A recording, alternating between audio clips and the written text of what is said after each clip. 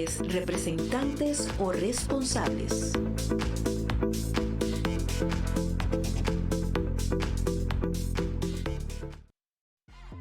El siguiente programa es presentado a nombre de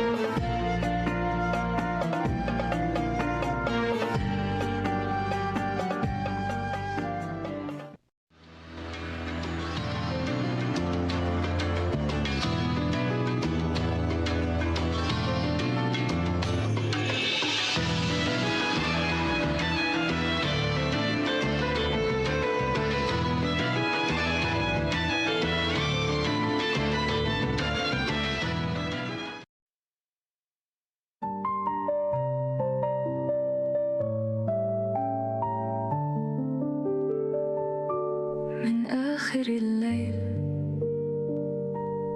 طل الحنين ونادى ع قلبي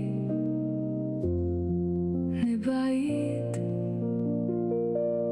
قالي الجنوب بعده حزين وباب البيت ناطر عيد. مشتاقة للجنوب لضحكة ترجع بعد غروب، للشمس اللي بتشرق دهب تنسيني كل التعب.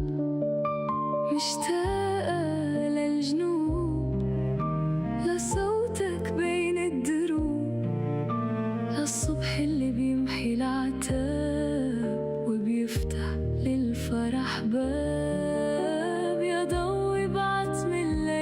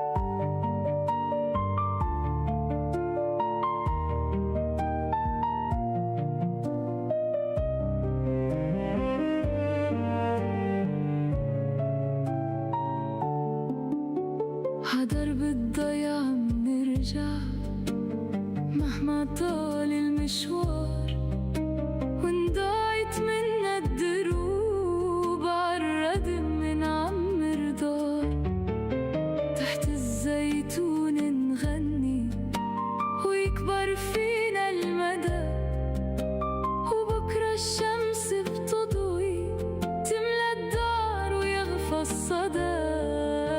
يا ضوي بعتم الليالي، يا ضحكي بتداوي حالي، وإن طالت كل دروبي برجع لحضنك يا جنوبي.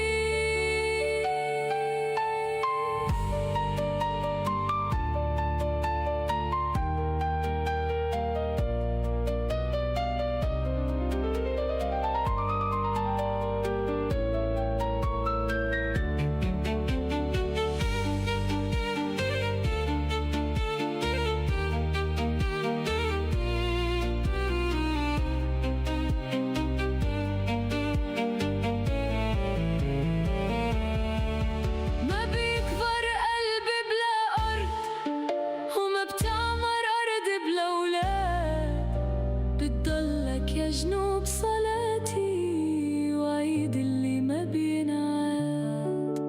يا روحي ومكاني، يا بيتي وأماني، يا دربي ورجوعي، يا قلبي يا جنوبي. يا روحي ومكاني، يا بيتي وأماني، يا دربي ورجوعي، يا قلبي يا جنوبي.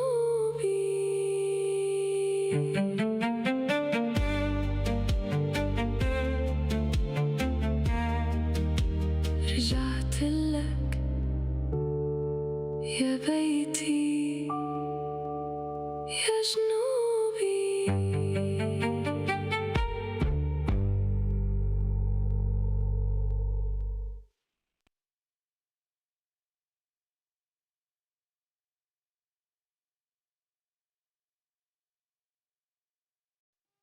Amigos, es un placer estar con ustedes de nuevo en su programa Mi Medio Oriente Querido. Bueno, nos toca grabar desde la unidad oftalmológica Doña Ana. No queríamos dejar de salir al aire, teníamos compromiso. Ya llevábamos 15 días y este programa hay que mantenerlo. Es un esfuerzo constante que ya lleva 6 años. En el video que acabamos de escuchar, había algo importante, es el regreso de una digna dama a su pueblo del sur del Líbano. El título de la canción es Junubi, mi sur. Son dos cosas paradójicamente que van en paralelo. Muestra la destrucción de un estado muy querido como el estado Vargas por culpa de 2 terremotos, y también la destrucción por culpa de Israel, que se llevó por delante casi 50 pueblos y ha causado graves daños. Esto es la estructura, pero también el éxodo masivo de más de 1.200.000 personas que lo fueron ubicando en estadios, calles, escuelas. El acuerdo o la tregua entre el gobierno del Líbano y el gobierno de Israel en cierta forma ha permitido el retorno de estos señores y de esta población a su lugar de origen. Pero regresar ¿a qué? Sin casa, sin tierra y con la misión de reconstruir. Reconstruir en tiempos difíciles no es nada fácil, pero es la tierra de nuestro ancestro y la gente se siente obligada con la memoria de los ancestros de volver y empezar de cero. Pero por este lado del charco, en el estado Vargas, nos toca arrancar de nuevo de cero. Y ese cero significa que tenemos que apoyar a nuestros hermanos del estado Vargas para que ellos puedan tener un retorno a sus respectivos hogares. Y la pregunta queda, ¿regresar a cuál hogar? Porque ya no hay hogares para muchos de ellos. similitudes entre dos países, destrucción de una guerra, destrucción por culpa de dos terremotos sucesivos que nos llevaron a una calamidad y a un problema humanitario. Éxodo de la población, hace poco refugiados en Beirut y otros pueblos del Líbano, y nosotros nos toca ahora recibir refugiados en distintos estados y más que esto, ubicarlos y crear fuentes de trabajo para que esta gente, que nuestros hermanos, tengan una vida digna. De manera la palabra dignidad está de moda. Dignidad para todo el mundo, dignidad para un país que reclama cambios sustanciales en su estructura política y que los que están al mando tengan mayor eficiencia. E inclusive hay críticas de que si tienen la capacidad de seguir al mando después de años de una parálisis sofocante y que realmente no hemos llegado a resultados palpables. Bueno, arrancamos con el Líbano, con 4 videos sobre la situación del sur, pero también sobre la situación de Cisjordania, el ataque masivo del gobierno israelita con su ejército, con los colonos, contra la población palestina, es algo viejo, ataco, infundo miedo y obligo a la población de que salga, que abandone su tierra y ahí monto urbanizaciones y colonias y sigo expandiendo mi tierra y me aferro a la Biblia que dice, esa es mi tierra desde hace 3.000 años atrás. Tragicomedia que nos estamos acostumbrando de escuchar y de ver. Entre rabia, tristeza y temor. Los palestinos en la Cisjordania ocupada por Israel lloran a los muertos que dejaron el último enfrentamiento con las fuerzas de defensa israelí en la aldea de Tal, en Nablus. Con rabia, porque no es el primero y saben que tampoco será el último ataque de colonos. Decenas de colonos israelíes entraron a la aldea desde el este, se acercaron a las casas y atacaron una vivienda antes de ir al suroeste, donde se produjo otro ataque. Lo que está ocurriendo en Tal y lo que ha ocurrido en otros pueblos es consecuencia de la violencia de los colonos. Nadie los detiene. Sus acciones provocaron la muerte de estos jóvenes. Con tristeza, suman los 4 muertos de Nablus a una lista que asciende a más de 80 palestinos que han muerto en las gobernaciones de Cisjordania ocupada en lo que va del año, 21 de ellos a manos de colonos israelíes. Y con temor por la amenaza de Israel de una respuesta más agresiva. El primer ministro Benjamin Netanyahu prometió una acción contundente tras los enfrentamientos que también provocaron la muerte de 2 soldados israelíes. La oficina del primer ministro calificó a los palestinos de terroristas y detalló acciones en su contra. Demolición de la casa del terrorista detrás del ataque, acción contundente en aldeas que actúan como centros terroristas, refuerzo de unidades, aceleración de la legalización de puestos agrícolas y establecimientos de nuevos. Ocupación del territorio palestino que, aparte de ser ilegal según sentencias de organismos internacionales, han derivado en una mayor violencia. Desde que Netanyahu asumió el poder en 2022, se han establecido 231 nuevos puestos de avanzada y granjas en Cisjordania, según Peace Now. Estos han tomado el control de casi el 20% del territorio por la fuerza, desplazando a más de 120 comunidades y asentamientos palestinos. 4 palestinos y 2 israelíes han muerto en el área de Nablus en un enfrentamiento que ocurrió en presencia de soldados israelíes que escoltaban a los segundos.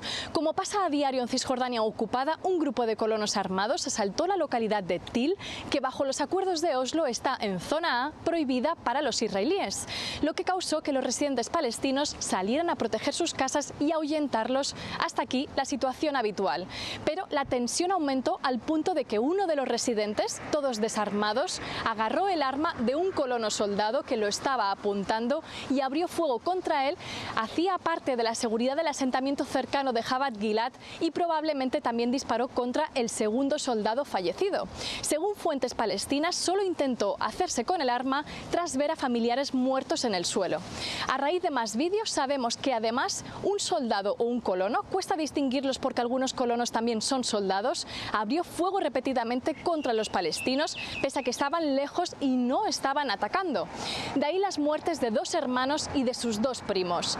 Pese a que los palestinos están bajo ataque de colonos y soldados cada día, el gobierno de Netanyahu ha tildado las 2 muertes israelíes como un ataque terrorista, ha cerrado todos los accesos a la ciudad de Nablus y otras localidades, ha lanzado una operación militar con redadas masivas y ha decidido legalizar todos los puestos agrícolas y establecer más, unos puestos que sirven de base para futuros asentamientos. Mientras el ejército ya ha invadido el hospital de Nablus, agrediendo a personal médico, deteniendo a uno de los heridos palestinos y a su hermano, los colonos han atacado otras 5 aldeas palestinas y se temen más agresiones. Nos encontramos en el cuartel general del contingente francés de la Misión de Paz de Naciones Unidas en el sector oeste del sur del Líbano. De aquí parten las patrullas hacia la llamada línea amarilla, una franja militar bajo control israelí que ha desplazado en la práctica a la línea azul de Naciones Unidas y marca una nueva realidad en el sur del Líbano. Estamos en una misión de reconocimiento en el sector este. Llevábamos varios meses sin poder venir. Por eso es importante para nosotros reabrir este sector y poder ayudar a la población de esta zona, por un lado, y por otro, permitir que la FINUL pueda desplazarse por todo el territorio sin restricciones.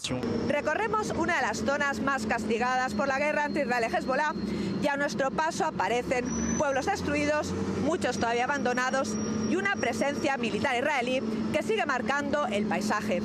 Algunas familias, pocas, han empezado a regresar a algunas áreas, pero la incertidumbre y la falta de servicios hacen que recuperar la normalidad siga siendo un enorme desafío. A esa zona hemos enviado un equipo para reconocer una posición israelí que por el momento desconocemos. Queremos poder proporcionar información precisa sobre lo que ocurre allí abajo y sobre los lugares por los que pasarán.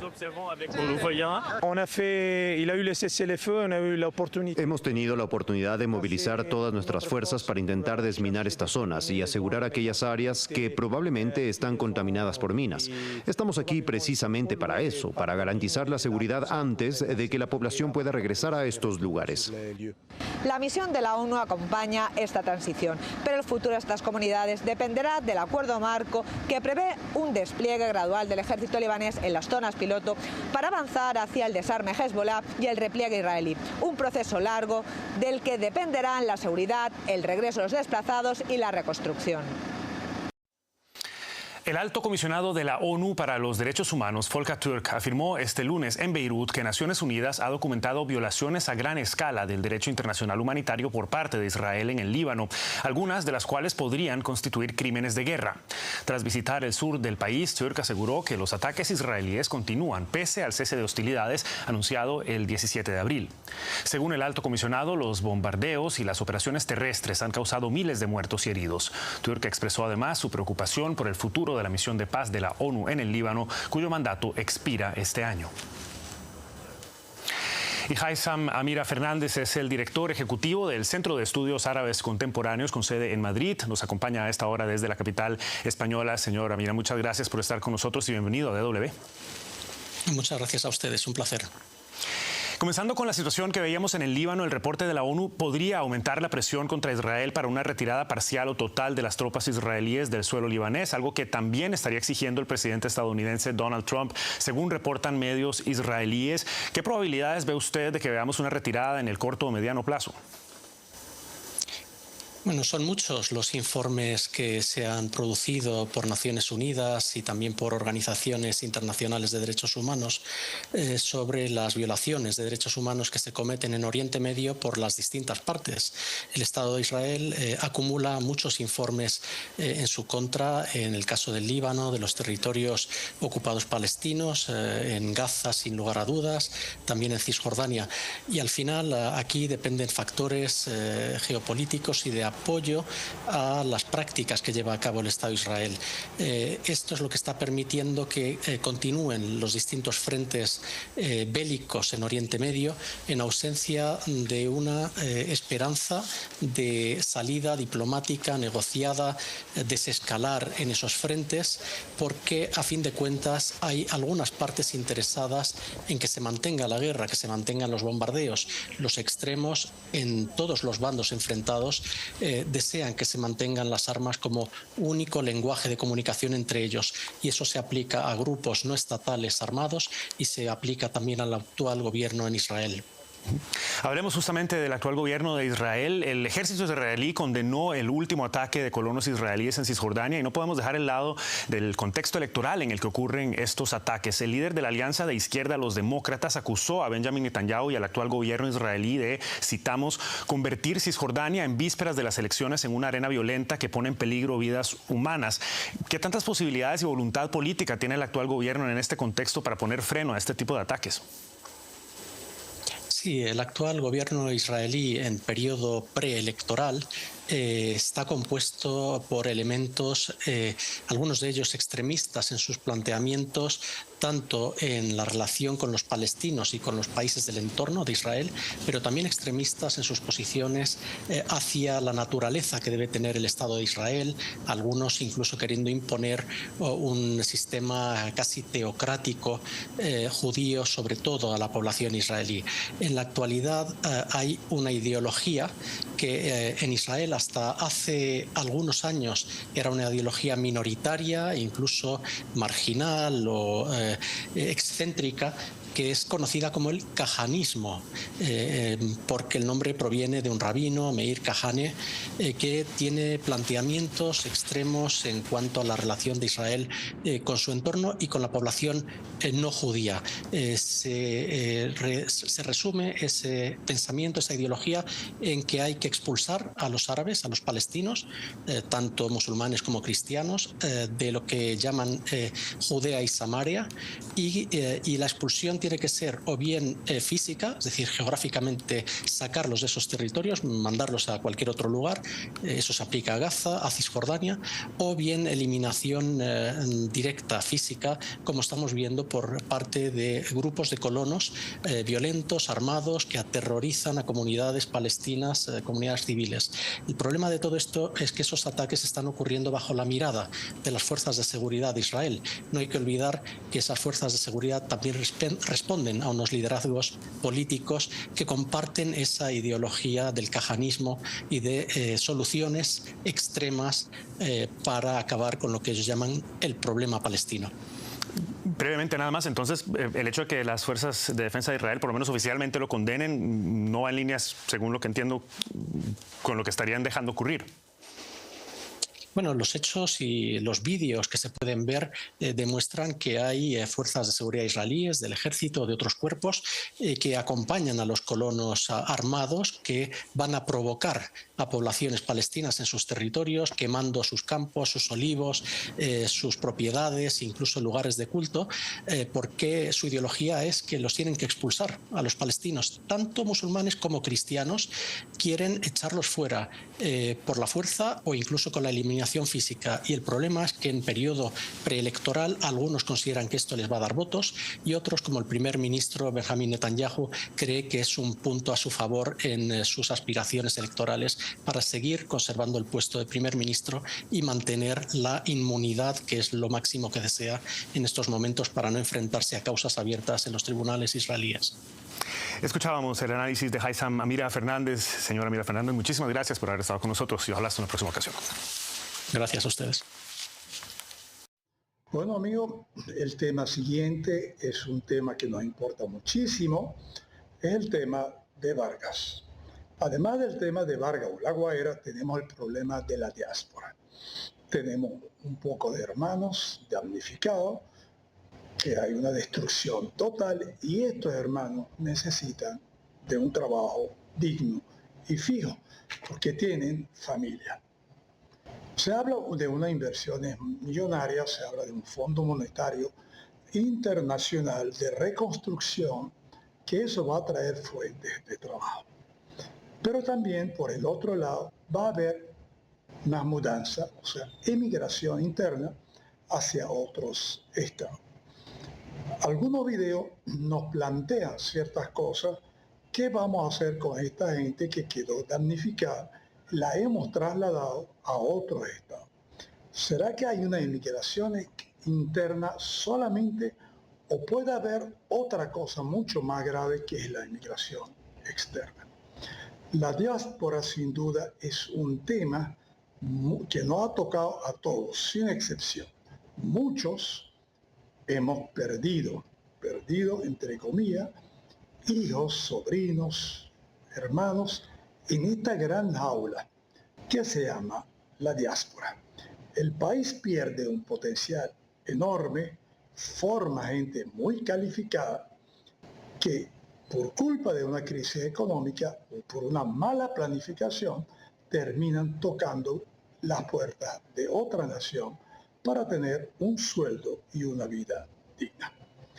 El próximo video nos da una idea, nos acerca a una realidad que quizás no queremos verla, pero puede ser palpable. Vamos a ver juntos este video y vamos a sacar cada uno de nosotros las conclusiones. Durante años, salir de Venezuela fue una decisión marcada por la crisis económica, la falta de oportunidades o la incertidumbre política. Pero hoy, para muchas familias, esa decisión podría comenzar de una forma distinta. Con una casa convertida en escombros, un barrio inhabitable y una ciudad que ya no ofrece un lugar al cual regresar. El doble terremoto del 24 de junio no solo dejó miles de víctimas y una emergencia humanitaria sin precedentes. También abrió una pregunta que empieza a inquietar a expertos, organismos internacionales y países vecinos. ¿Podría esa tragedia desencadenar una nueva ola migratoria venezolana? La historia reciente demuestra que las grandes migraciones casi nunca responden a una sola causa. Son el resultado de múltiples factores que acumulan durante años. Y en el caso de Venezuela, el terremoto llegó sobre un país que ya enfrentaba enormes desafíos económicos, sociales e de infraestructura. Antes incluso de que la tierra temblara, Venezuela ya protagonizaba el mayor éxodo de la historia reciente de América Latina. Millones de personas abandonaron el país durante la última década buscando estabilidad, empleo, acceso a servicios básicos o la posibilidad de reconstruir sus vidas en otro lugar. Sin embargo, durante los últimos 2 años esa tendencia había comenzado a cambiar. Prófugo, hermano, nosotros somos migrantes, no delincuentes, hermano. Para entender si este escenario podría convertirse en una nueva ola migratoria, conversamos con Ronald Rodríguez, investigador del Observatorio de Venezuela de la Universidad del Rosario, quien ha seguido durante años la evolución de los flujos migratorios del país. Eso fue lo que nos explicó. Lo primero que señalaría es que la migración venezolana nunca se ha detenido ni ha retrocedido. A lo largo de los últimos años han salido más de 8 millones de venezolanos de su país. Colombia tiene una posición particular porque es el único vecino fronterizo de Venezuela por el cual la frontera es viva. Me explico. Venezuela tiene 13 fronteras, pero de esas 13 fronteras solamente 3 son terrestres y la única frontera viva es con Colombia. La frontera con Brasil, con Guyana no tienen los pasos o las rutas que tienen las fronteras con Colombia. En este momento en Colombia hay 2.844.488 migrantes venezolanos y lo que tenemos o lo que sabemos es que la cifra de salida siempre se ha mantenido, incluso los datos de Migración Colombia así lo demuestran. Hay algunas pequeñas variaciones de un momento a otro, por ejemplo, entre los datos de mayo, que son los que te acabo de dar, y los datos de abril, hay una disminución de 10 personas, pero pues la realidad y lo que nos reportan las organizaciones de la sociedad civil que hacen presencia en la zona de frontera es que incluso a pesar de la extracción de Nicolás Maduro, la dinámica de salida de población venezolana continuó. Hoy esas mismas organizaciones son las que nos reportan que están saliendo ciudadanos venezolanos y se está, digamos, materializando una de las hipótesis que nosotros teníamos y era particularmente en este momento empiezan a salir adultos mayores que habían hecho, que se habían resistido a salir de Venezuela, pero que sus familiares están en Colombia o en terceros países y ante la pérdida de vivienda o incluso no porque se haya caído su edificio, sino porque hay un temor sobre todo por las réplicas, están saliendo y están llegando a territorio colombiano. Hay personas que aquí llevan 7, 8 días esperando este permiso para continuar nuestro viaje y ahora nos enteramos que cierran la frontera. Ese es escenario cambió en apenas 39 segundos. Los dos terremotos de magnitudes 7.2 y 7.5 destruyeron edificios, viviendas, hospitales, comercios y parte de la infraestructura que sostenía la vida cotidiana en Caracas, La Guaira y otras zonas del centro norte del país. La Organización Internacional para las Migraciones estima que hasta 6,76 millones de personas podrían haberse visto afectadas por la catástrofe, una cifra que refleja la magnitud del impacto mucho más allá de las zonas donde colapsaron las edificaciones. Según la misma organización, en colaboración con Microsoft e IA por Good Lab, en un informe preliminar se evidencian imágenes satelitales que indican que el 31,5% de los edificios en Katia la Mar ha sufrido daños. Pero los grandes desplazamientos rara vez comienzan cruzando una frontera, empiezan dentro del propio país. Mientras continúan las labores de recuperación, muchas familias han optado por abandonar temporalmente las ciudades más golpeadas para instalarse con familias en otras regiones. Según la agencia EFE, uno de esos destinos ha sido Maracaibo. El movimiento responde a una necesidad inmediata: encontrar un techo, recuperar cierta estabilidad y alejarse del miedo que dejó el terremoto. Sin embargo, para algunos especialistas, ese desplazamiento interno podría convertirse, con el paso de los meses, en el primer paso hacia una migración internacional si las condiciones de recuperación no mejoran. Muy seguramente esa dinámica de pendularidad se va a ver aumentada, porque en Venezuela, a pesar del tutelaje que ejerce Estados Unidos, las causas estructurales prevalecen, ahora agudizadas por el desastre natural. Entonces, en efecto, sí, va a haber unas personas que vienen tratando de, digamos, guarecerse mientras la situación se estabiliza en Venezuela, pero la particularidad es que como la dinámica de las réplicas y particularmente la falta de vivienda son cosas que han hecho que la población salga, es muy probable que esta población, como lo han hecho sus connacionales, busque permanecer más tiempo en Colombia y menos tiempo en Venezuela. No sería la primera vez que esto ocurre. La experiencia internacional demuestra que los desastres naturales no suelen provocar éxodos inmediatos hacia otros países. Lo que genera es una cadena de decisiones. Primero llega el desplazamiento dentro del territorio nacional. Después aparecen las dificultades para recuperar el empleo, reconstruir la vivienda o acceder a servicios básicos. Y cuando esas condiciones se prolongan, muchas familias comienzan a considerar la posibilidad de emigrar. Eso es precisamente lo que preocupa hoy a distintos analistas consultados por medios de la región.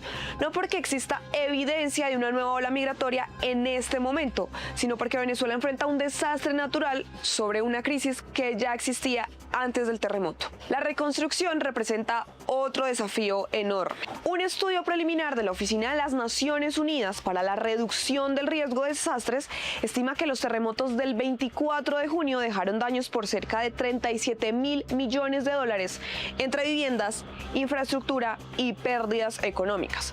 Al mismo tiempo, Venezuela enfrenta un problema adicional. Gran parte de la mano de obra especializada que se necesitaría para esa construcción emigró durante los últimos años. Economistas advierten que reconstruir edificios será tan complejo como recuperar el capital humano que abandonó el país. Mientras tanto, la emergencia sanitaria continúa. La Organización Panamericana de la Salud ha advertido que el país atraviesa una fase crítica. El organismo internacional advierte que las condiciones en los refugios, la baja cobertura de vacunación y las limitaciones del sistema de salud aumentan el riesgo de brotes de enfermedades. Miles de personas siguen desplazadas. Decenas de establecimientos de salud resultaron afectados.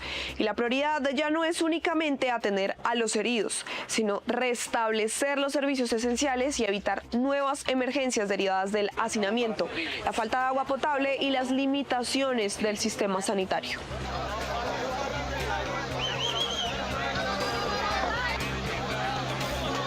En ese contexto, quedarse también implica enfrentar incertidumbre. Para muchas familias no se trata únicamente de reconstruir una vivienda. Significa preguntarse si podrán recuperar su empleo, si sus hijos podrán volver a la escuela, si habrá atención médica suficiente o si la ciudad donde vivían seguirá ofreciendo oportunidades dentro de algunos meses. Colombia observa ese escenario con especial atención. En este momento, Colombia tiene todavía dinámicas de atención a la población migratoria, pero se ha perdido capacidades, sobre todo en los últimos 3-4 años, y ante esta coyuntura pues la situación puede llegar a ser bastante particular, porque son ciudadanos venezolanos que saldrían de Venezuela ante la imposibilidad de tener vivienda, adultos mayores, y algunos de ellos incluso después de la tragedia entran en la dinámica de refugio porque el desastre natural los obliga a salir. No es una migración deseada, no es una migración voluntaria, que es, digámoslo, parte de la dinámica que hemos tenido en Colombia en los últimos años. Durante los últimos años se convirtió en el principal destino de la migración venezolana y alberga a millones de ciudadanos provenientes del vecino país.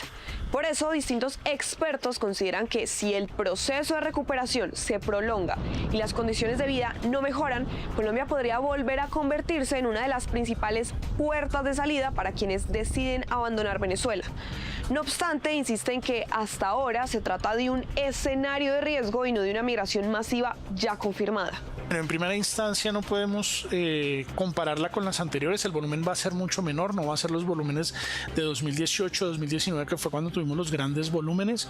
Es una población que tiene una característica etaria particular, va a ser población mayor.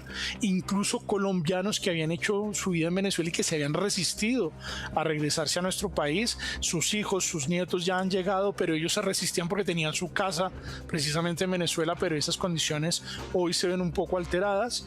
Vamos a tener una migración que va a tener unas demandas en el sector salud bastante particulares. Al ser una población que se encuentra en edad mayor, pues obviamente los costos adicionales que puede traer atención médica son importantes, y particularmente decirlo, en este momento la región no tiene las mismas herramientas que teníamos hace 5 años para la recepción migratoria.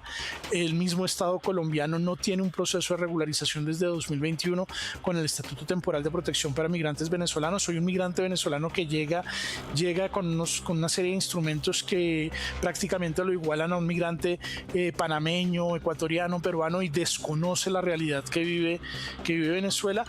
La diferencia es importante, porque hablar de una posible ola migratoria no significa afirmar que ya está ocurriendo. Significa reconocer que existen factores que podrían impulsarla si la reconstrucción no logra ofrecer respuestas suficientes. Hoy las maletas todavía permanecen, en muchos casos, dentro del país. Viajan de Caracas a Maracaibo, de La Guaira hacia casas de familiares en otros rincones del país, de un refugio temporal a otro. Son desplazamientos que buscan ganar tiempo mientras las familias intentan entender cómo seguir adelante después de perderlo casi todo.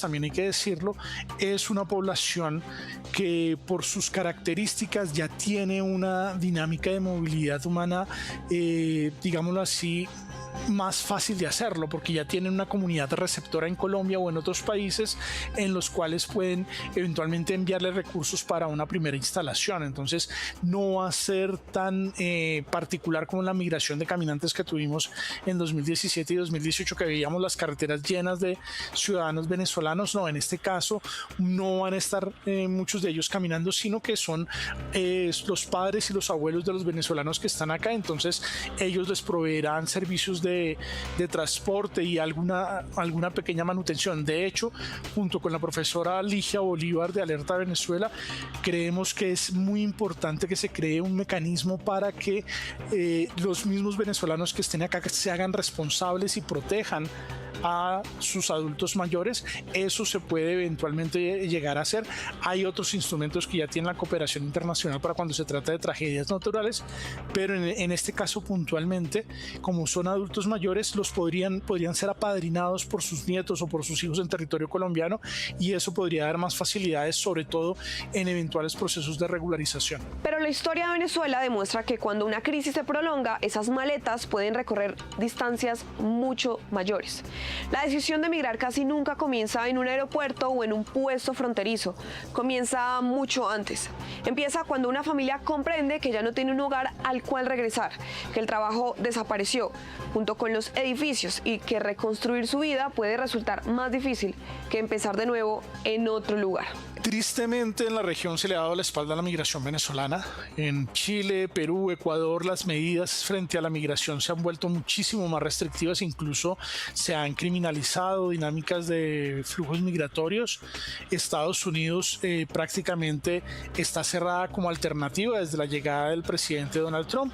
Panamá se ha alineado con la posición dura de los Estados Unidos y hoy cuando uno habla con los venezolanos muchos tienen el deseo de llegar realmente a España, porque pues en España hay una comunidad importante de población venezolana, por dinámicas de idioma también es muchísimo más fácil. Sin embargo, pues está el Atlántico de por medio y esto hace que ese proceso sea más complejo. De hecho, muchos de los que llegan a Colombia lo hacen con el propósito de llegar a un tercer país, pero la realidad es que cuando ya están en territorio colombiano esa posibilidad de irse a un tercer país se va cerrando hasta que finalmente deciden quedarse en Colombia.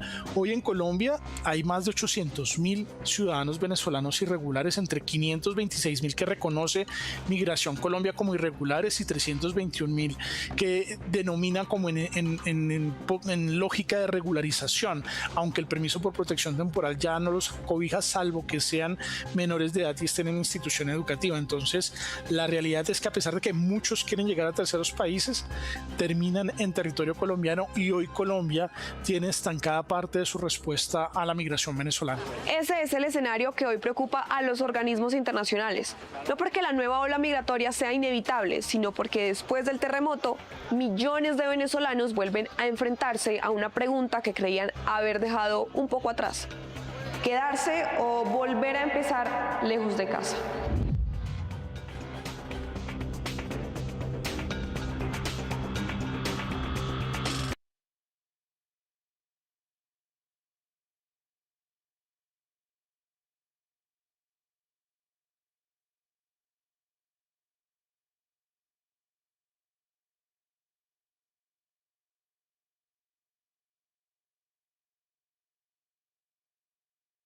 Pérez Jiménez fue una persona, el dictador Pérez Jiménez fue una persona muy compleja.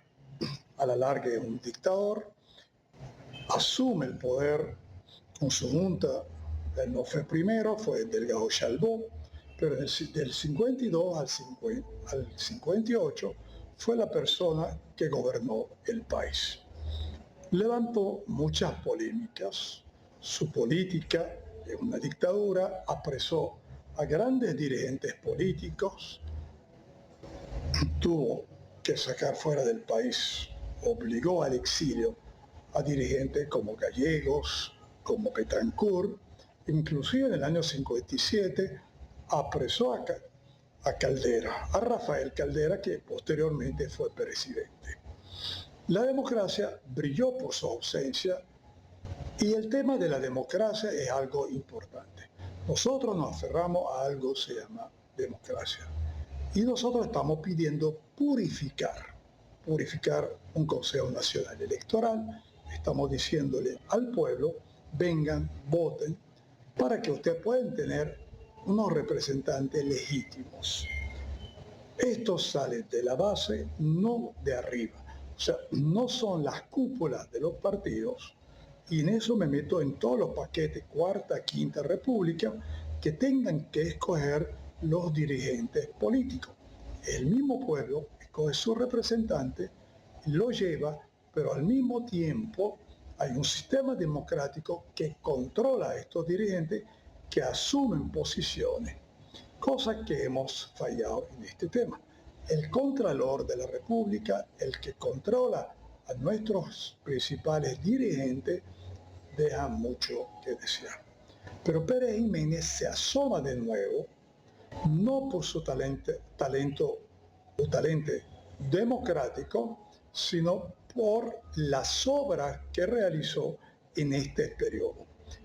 Hay 4 o 5 obras emblemáticas: Torres del Silencio, la Avenida Bolívar, el Paseo de los Próceres, el Hotel Humboldt, que marcaron, y sobre todo una carretera que modernizó el país, porque conecta Caracas con La Guaira a través de la autopista Caracas-La Guaira. Anteriormente uno tenía que agarrar la carretera vieja y eso implicaba un una vuelta bastante larga e inclusive bastante peligrosa. Boquerón 1 y Boquerón 2, que fueron los túneles emblemáticos, hicieron historia gracias a la ingeniería. Y en muchos videos se observa nuestro dictador, entre comillas, con su corrupción, inaugurando obras que han quedado. El señor Pérez Jiménez aparece de nuevo gracias a 2 temblores o a 2 sismos que sufrimos. Uno en 1967 y uno hace poco, apenas un mes atrás, para decir que las obras de la dictadura pudieron resistir los sismos, cosas que obras de la democracia, entre comillas, no lo pudieron hacer. Para esta nueva generación, quien sabe muy poco de Pérez Jiménez, vamos a devolvernos, vamos a regresar hacia los años 50 y pasear por algo muy importante, algo palpable, que cada vez que viajamos a Caracas, cada vez que viajamos al aeropuerto, la vemos. Y estas obras fueron realizadas por Pérez Jiménez. Sumir en una contradicción histórica brutal, una férrea dictadura militar que perseguía la disidencia y al mismo tiempo un delirio de concreto armado que cambió la fisionomía del país para siempre. Bajo el mandato del general Marcos Pérez Jiménez, el país experimentó una transformación de infraestructura a una escala tan masiva que, vista desde el presente, parece una auténtica locura de la ingeniería. Todo esto se sostuvo sobre una base muy clara: el dinero de un boom petrolero sin precedentes. Pero a diferencia de otras épocas, esos recursos no se quedaron atrapados exclusivamente en la burocracia. Se vaciaron directamente en las mezcladoras de cemento. El régimen impulsó lo que denominó el nuevo ideal nacional, una doctrina política que argumentaba que el progreso de una nación se medía por sus logros tangibles, por sus monumentos, sus autopistas y sus grandes obras públicas. Calles, túneles, hospitales monumentales, hoteles en la cima de montañas infranqueables y vías de comunicación que desafiaron a la geografía más brutal de Sudamérica, que se levantaron en un tiempo récord. La Caracas colonial y provinciana desapareció en pocos años para dar paso a una metrópolis moderna, futurista y vertical que sorprendió al mundo entero. Sin embargo, lo verdaderamente sorprendente de esta historia no es solo el hecho de que se hayan construido estas estructuras en los años 50. Lo impactante es que, a pesar de la crisis política, los cambios de gobiernos, los terremotos y sobre todo una falta de mantenimiento estructural crónico que ha durado décadas, estas obras se niegan a colapsar. Hoy en día, más de 70 años después de que se colocara la última viga, estas construcciones siguen siendo las arterias principales que evitan que el país se paralice por completo. Son pilares de un pasado de bonanza que, por fuerza de su calidad y diseño, continúan sosteniendo el presente de millones de venezolanos. En este video vamos a analizar en profundidad la historia, los secretos técnicos y el estado actual de las 5 mega obras más importantes de la dictadura de Pérez Jiménez, que contra todo pronóstico, siguen funcionando hoy en día. Esto es Militorias y así comenzamos.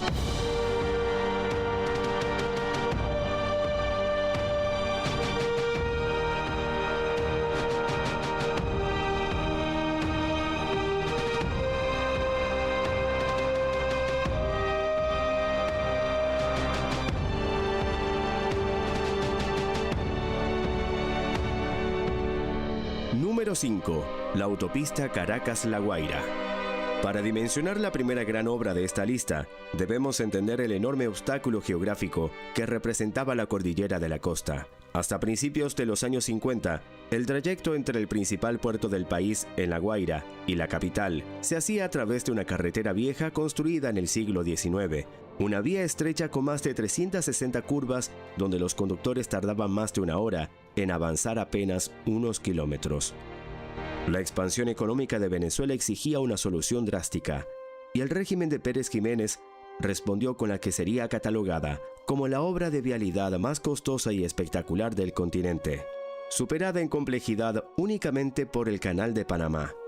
Aunque los estudios preliminares del trazado venían realizándose desde 1945 a través del Ministerio de Obras Públicas, fue por un decreto oficial de la Junta Militar del 15 de marzo de 1949 cuando se dispuso formalmente el inicio de la construcción de la autopista.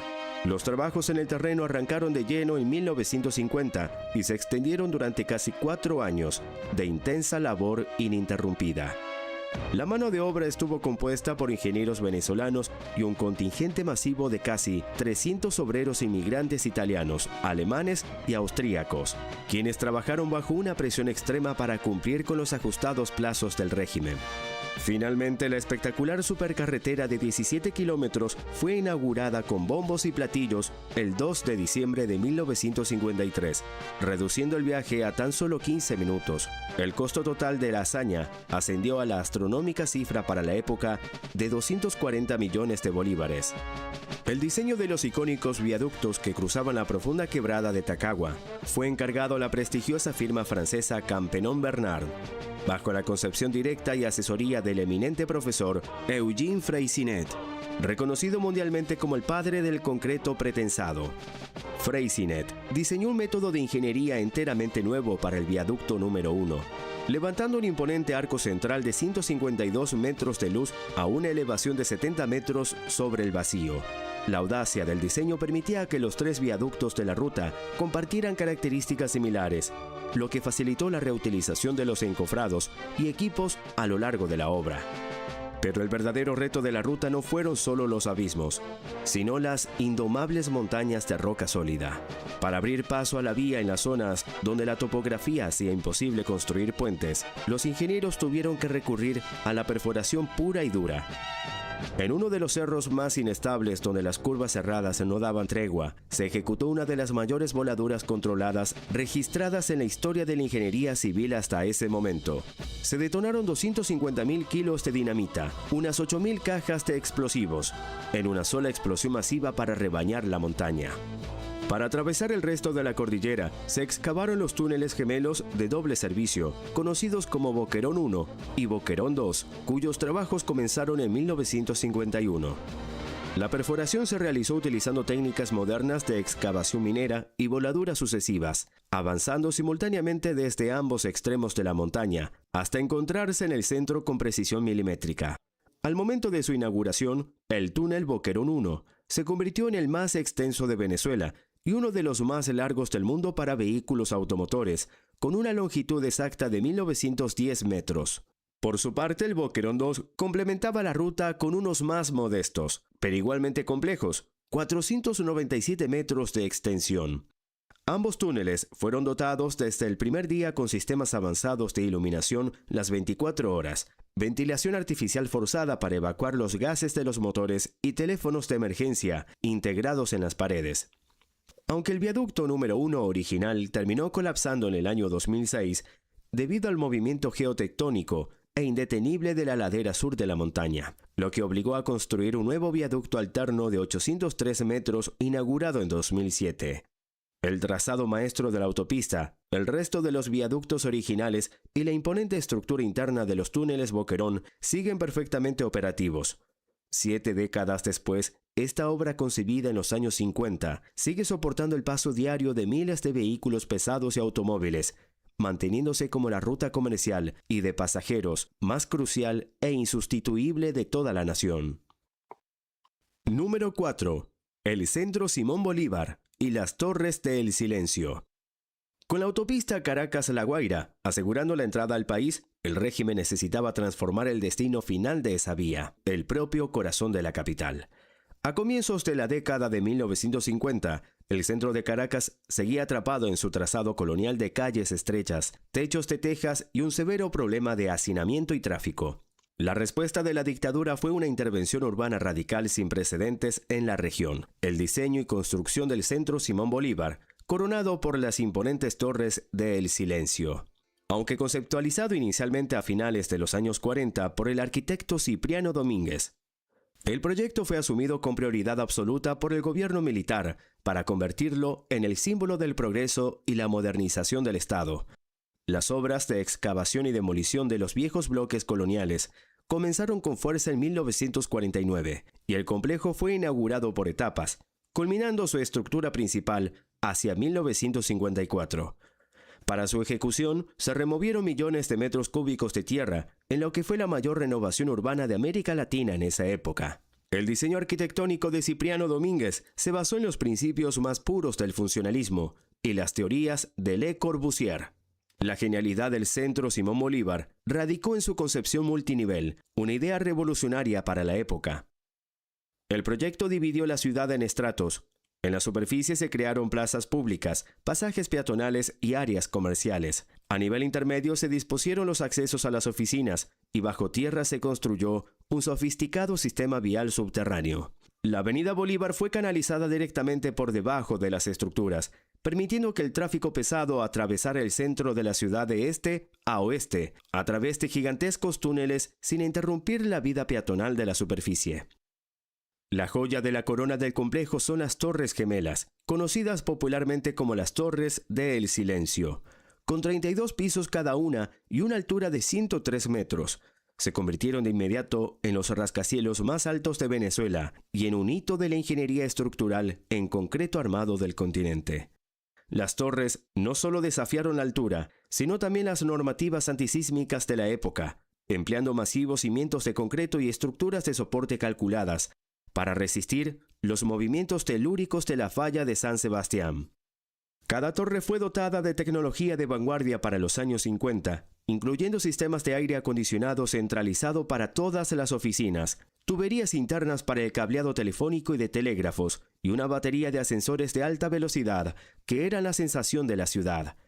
El complejo subterráneo también incluyó estacionamientos para miles de vehículos y un sistema de ventilación forzada para evacuar los gases de los automóviles que transitaban por los túneles inferiores. Hoy en día, más de 7 décadas después de su inauguración, el Centro Simón Bolívar sigue siendo un eje fundamental para la capital. A pesar del evidente paso del tiempo, el desgaste de sus fachadas y los retos de mantenimiento de sus sistemas internos, las estructuras de las Torres del Silencio se mantienen completamente firmes. Actualmente siguen albergando importantes ministerios del Ejecutivo Nacional, oficinas de la Administración Pública y tribunales, mientras que los túneles inferiores continúan canalizando de forma subterránea el flujo vehicular diario en el corazón de Caracas, demostrando la vigencia y resistencia de su planificación original. Número 3. El Hotel Humboldt y el sistema de teleféricos del Ávila. Para la tercera gran obra de nuestra lista, el régimen de Pérez Jiménez apuntó directamente hacia las nubes, ejecutando un proyecto que combinaba el turismo de la alta sociedad, la ingeniería de vanguardia y una demostración absoluta de soberanía sobre la geografía nacional. En la cima de la cordillera que separa a Caracas del Mar Caribe, a 2.140 metros sobre el nivel del mar, se ordenó levantar el Hotel Humboldt, conectado a la ciudad y a la costa por un monumental sistema de teleféricos. La planificación de esta ambiciosa estructura comenzó a mediados de los años 50 por encargo directo del dictador, quien exigió un ícono arquitectónico para el turismo internacional. El diseño de la torre hotelera fue confiado al renombrado arquitecto venezolano Tomás José Sanabria, mientras que el diseño de los sistemas de transporte por cables y las estaciones de soporte fue adjudicado a la prestigiosa firma alemana Heckel. Los trabajos de construcción en el escarpado filo de la montaña comenzaron con una urgencia febril en 1955. La logística fue un auténtico dolor de cabeza para los ingenieros. Debido a la falta de carreteras hacia la cumbre en los meses iniciales, se tuvieron que instalar teleféricos provisionales de carga para transportar miles de toneladas de cemento, cabillas de acero, vidrio y maquinaria pesada directamente por el aire. El complejo fue inaugurado oficialmente el 29 de diciembre de 1956, completando las fases hoteleras definitivas a lo largo de 1957. La genialidad arquitectónica de Sanabria se materializó en una imponente torre cilíndrica de 19 pisos y 60 metros de altura.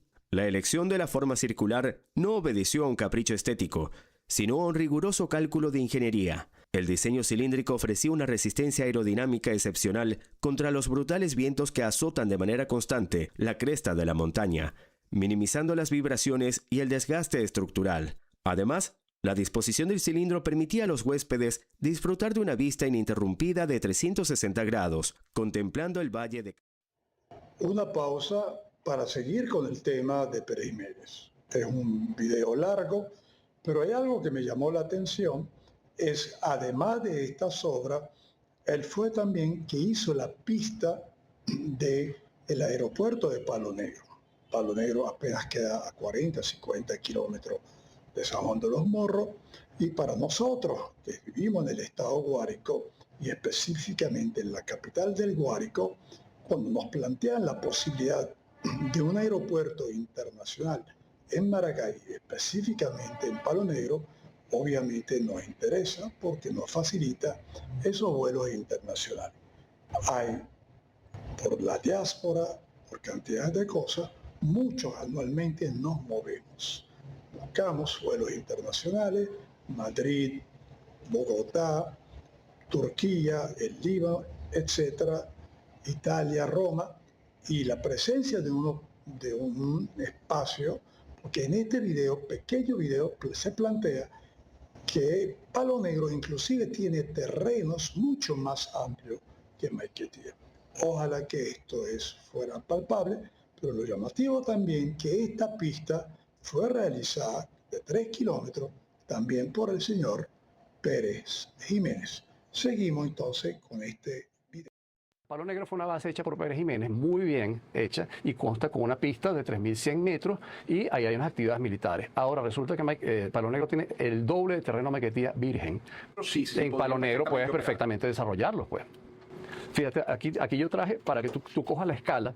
Esta es la base aérea existente, la que dice A, y eso tiene 595 hectáreas. La parte B, que es donde se pudiera desarrollar, tiene 636 hectáreas, y la parte C son terrenos que están cercanos a la base que deberían, de alguna manera, normarse para que sean parte de ese desarrollo. Este informe fue contratado por la Gobernación del Estado Aragua y el Ministerio del Poder Popular para el Transporte en el año 2013. Aquí se sentaron las bases para desarrollar esto por etapas, y en la primera etapa estaba un terminal de pasajeros modelo que te permitía ser termómetro de cómo iba a ser la actividad en esa base. Y estaba el desarrollo del campo de pista, estaba un cuartel de bomberos y toda la vialidad que conectaba la pista principal a este nuevo desarrollo. ¿Cuánto costaba para 2013 ese desarrollo? La primera etapa, millones de dólares, 283 millones de dólares, que eran todas las calles de rodaje, vialidad, estacionamientos, urbanismo, terminal de pasajeros, cerca perimetral y estudios de proyectos, 263 millones de dólares. La etapa B eran 596 millones de dólares y la etapa C, que es la grande, son 2.500 millones de dólares. Mar Caribe del otro. Para hacer accesible este paraíso de altura, la firma Heckel instaló el sistema de teleféricos más moderno y largo del mundo para su época. El sistema se dividió en 2 grandes tramos principales. El tramo urbano, que conectaba la estación Mari Pérez en Caracas con la estación Ávila en la cumbre, salvando una longitud de 3,4 kilómetros. Y el tramo costero, una obra de ingeniería aún más arriesgada, que bajaba desde la cima de la montaña directamente hasta el litoral central, en la estación El Cojo de Macuto, abarcando una extensión de más de 4,5 kilómetros de cables tensados sobre profundos abismos. Las masivas torres de soporte de acero estructural fueron ancladas profundamente en la roca viva de la cordillera, utilizando cimentaciones especiales calculadas para resistir fuertes tensiones sísmicas y ráfagas de viento. El interior del hotel fue dotado de lujos tecnológicos inusuales en los años 50, como sistema de calefacción central automatizado para combatir el frío de la montaña, una piscina cubierta con agua climatizada mediante calderas y una pista de baile circular con un mecanismo giratorio mecánico que maravillaba a los visitantes. A pesar de que el complejo pasó por larguísimos periodos de abandono, cierres prolongados y un grave deterioro de sus sistemas mecánicos, durante las últimas décadas del siglo XX, las estructuras de concreto y acero de Sanabria demostraron ser prácticamente indestructibles. Tras un profundo y minucioso proceso de restauración y modernización de los sistemas electromecánicos en los años recientes, tanto el teleférico como el Hotel Humboldt se encuentran hoy en día plenamente operativos. 7 décadas después, las cabinas siguen transportando de forma masiva a miles de turistas locales y extranjeros cada semana, consolidando a esta mega obra como un símbolo inconfundible y plenamente funcional de la ingeniería venezolana. Número 2. El Paseo Los Próceres. Para la cuarta obra de esta lista, nos adentramos en el corazón militar y simbólico del régimen de Pérez Jiménez. Una dictadura de corte petroriano necesitaba un escenario monumental, de proporciones imperiales, diseñado específicamente para proyectar orden, disciplina y el poder de las Fuerzas Armadas hacia el resto del mundo. La respuesta de la dictadura fue el sistema de la nacionalidad, un impresionante eje urbano de varios kilómetros de longitud, cuyo tramo definitivo, más famoso y monumental, es el Paseo Los Próceres. La planificación de este mega eje vial y peatonal comenzó a principios de la década de 1950 como parte de los planes de expansión del sur de Caracas y la conexión con el principal fuerte militar del país, Fuerte Tiuna. El diseño integral de este complejo fue encargado al renombrado arquitecto venezolano Luis Malaucena, quien concibió un espacio que combinaba el clasicismo más imponente con el urbanismo moderno. Las monumentales obras de movimiento de tierra, canalización de aguas y construcción de los ejes viales comenzaron en 1953, requiriendo un despliegue masivo de maquinaria y obreros. Finalmente, el Paseo Los Próceres fue inaugurado formalmente el 2 de diciembre de 1956, coincidiendo con la celebración de las Semanas de la Patria, la máxima festividad político-militar del régimen. Técnicamente, el Paseo Los Próceres fue concebido como una gigantesca explanada de desfiles de 2 kilómetros de longitud, flanqueada por amplias avenidas vehiculares. La ingeniería detrás del paseo incluyó la creación de un sofisticado sistema de fuentes y monumentales espejos de agua interconectados, los cuales requerían una compleja red subterránea de tuberías de alta presión, sistemas de bombeo hidráulico y cisternas de filtración para mantener el flujo constante de agua y los espectáculos de luces que decoraban las noches caraqueñas. La joya arquitectónica de los próceres es el monumento a los próceres de la independencia. Este conjunto está compuesto por 2 masivos monolitos paralelos, construidos en concreto armado, pero revestidos enteramente en mármol blanco de Carrara, traído directamente de Italia. Cada uno de estos bloques de piedra tiene una altura de 30 metros y un peso de cientos de toneladas, grabados con los nombres de los héroes de las gestas emancipadoras y los nombres de las batallas que dieron libertad a 5 naciones. Custodiando los monolitos, se erigieron imponentes estatuas de bronce pedestres y ecuestres de los libertadores, fundidas en talleres europeos con un nivel de detalle milimétrico. Toda la explanada de desfile fue pavimentada con un asfalto de alta resistencia, diseñado estructuralmente para soportar de manera directa el paso continuo y pesado de los tanques de guerra, vehículos blindados de tracción oruga y las miles de botas de los batallones en marcha sin sufrir fracturas ni deformaciones en la superficie. Hoy, 7 décadas después de que se marchara el último soldado de la dictadura, el Paseo Los Próceres sigue cumpliendo a la perfección con su diseño original. Sus amplias avenidas laterales siguen siendo una arteria vial indispensable para conectar el sur y el oeste de Caracas, y la pista central continúa siendo el escenario oficial e insustituible para los desfiles cívico-militares de la nación. Pero más allá de su función militar original, el espacio ha experimentado una apropiación civil masiva. El concreto y el mármol, concebidos para la rigidez militar, se han convertido en uno de los parques públicos más activos, dinámicos y funcionales de la capital, donde miles de ciudadanos acuden diariamente a ejercitarse, patinar, pasear y recrearse en total libertad. Número 1. El Hospital Universitario de Caracas. Para cerrar esta lista, llegamos a una obra cuyo valor no se midió en el lujo del turismo ni en la imponencia de los desfiles militares, sino en el impacto directo sobre la salud y la vida de millones de personas. Durante la dictadura de Pérez Jiménez se inauguró el Hospital Universitario de Caracas, conocido popularmente como el Hospital Clínico. Esta mega estructura médica fue integrada de manera impecable dentro del campus de la ciudad universitaria de Caracas, un complejo urbanístico y arquitectónico diseñado por el maestro Carlos Raúl Villanueva, que décadas más tarde sería declarado Patrimonio de la Humanidad por la UNESCO.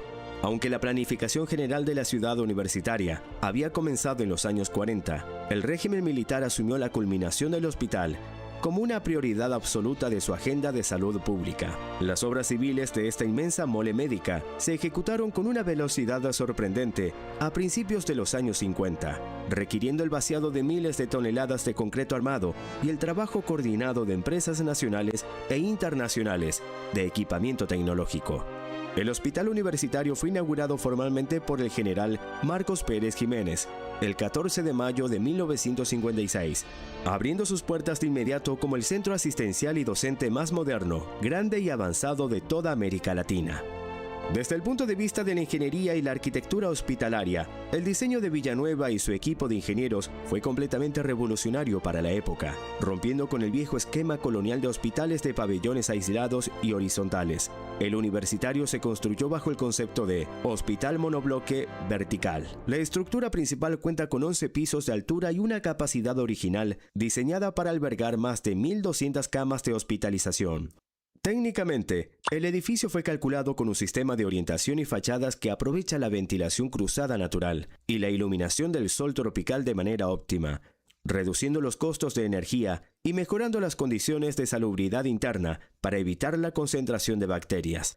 La ingeniería estructural de sus cimientos se diseñó con un riguroso sistema antisísmico de juntas de dilatación y columnas reforzadas capaces de absorber grandes impactos, una característica que le permitió salir completamente ileso de los devastadores terremotos que sacudieron a Caracas en los años posteriores.